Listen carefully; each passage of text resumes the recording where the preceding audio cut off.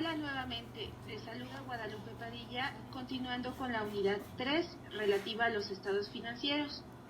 En esta sesión 2 abordaremos su clasificación y características cualitativas. En la sesión anterior estudiamos los aspectos generales de la información financiera y de los estados financieros.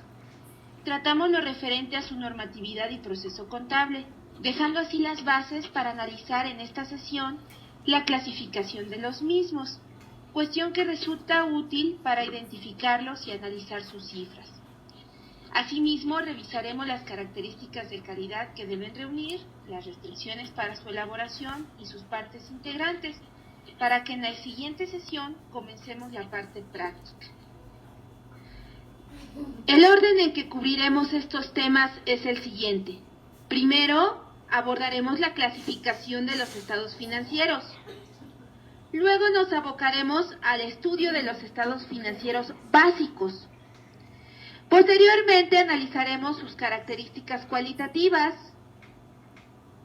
así como las restricciones para su elaboración y las partes integrantes de cualquier estado financiero. Existen varias clasificaciones de los estados financieros. Una de las más relevantes es en función a las cifras presentadas.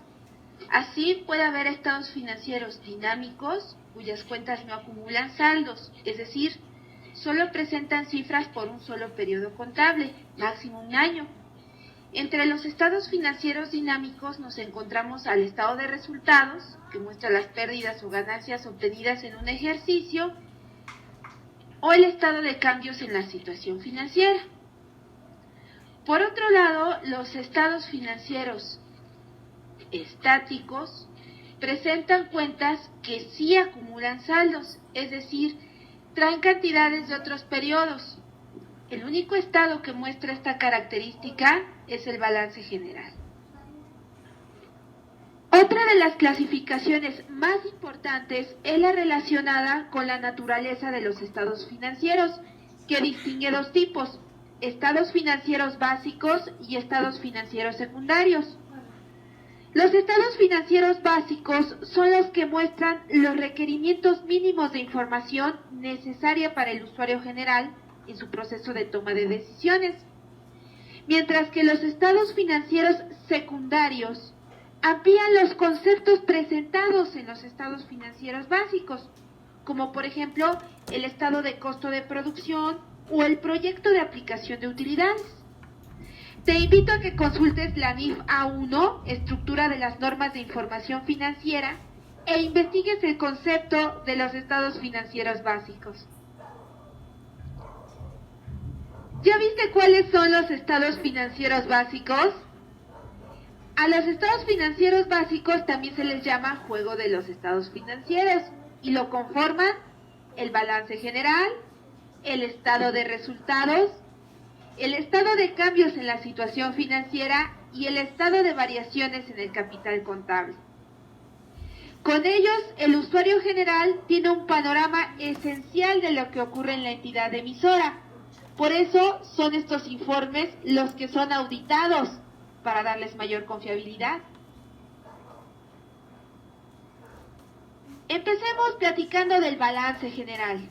El balance general o estado de situación financiera o estado de posición financiera refleja la relación entre los activos, el pasivo y el capital contable de la entidad. Es un estado financiero básico y estático. Observa esta definición más completa. Informe que refleja la relación que guardan los bienes y derechos de una entidad económica respecto de sus obligaciones con terceros y de la inversión de los socios. Ahora hablemos del estado de resultados o estado de pérdidas y ganancias. Es un estado financiero básico y dinámico que muestra los ingresos obtenidos por una entidad y la inversión llevada a cabo para realizar todas las operaciones relacionadas con la generación de estos ingresos, lo que lleva a la generación de utilidades. Ahora hablemos del estado de cambios en la situación financiera, también llamado de fuentes de aplicación de fondos o flujo de efectivo. Es un estado financiero básico y dinámico que muestra la ruta del dinero a través de las operaciones de la entidad, mismas que se inician desde la compra de mercancías hasta la cobranza de las ventas. Observa este concepto más amplio. Informe cuyo objetivo primordial es mostrar las fuentes u orígenes de recursos que obtiene una organización lucrativa, así como las aplicaciones o inversiones que efectúan de dichos recursos. Por último, hablemos del estado de variaciones en el capital contable, que también es llamado estado de variaciones en el patrimonio o estado de utilidades retenidas o estado de otros cambios en el patrimonio capital. Con este informe se cierra la presentación de los estados financieros básicos. El estado de variaciones en el capital contable muestra las decisiones tomadas por los dueños de una entidad respecto al destino de los rendimientos de la misma.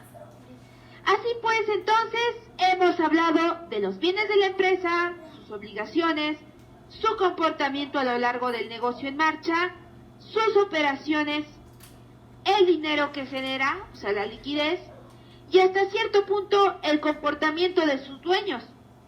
Esto es lo necesario para que el usuario general tome decisiones. Ahora bien, si la información financiera y por ende los estados financieros son imprescindibles para la economía vía la satisfacción del usuario general de la información financiera deberá presentar ciertas características, no solo de forma, sino también de fondo, mismas que la NIF A4 establece como características cualitativas, es decir, características para que la información financiera cumpla con sus objetivos. Y para esto la información financiera deberá ser confiable, relevante y comprensible. Ten a la mano la NIF A4 para que sigas conmigo las cualidades de la información financiera.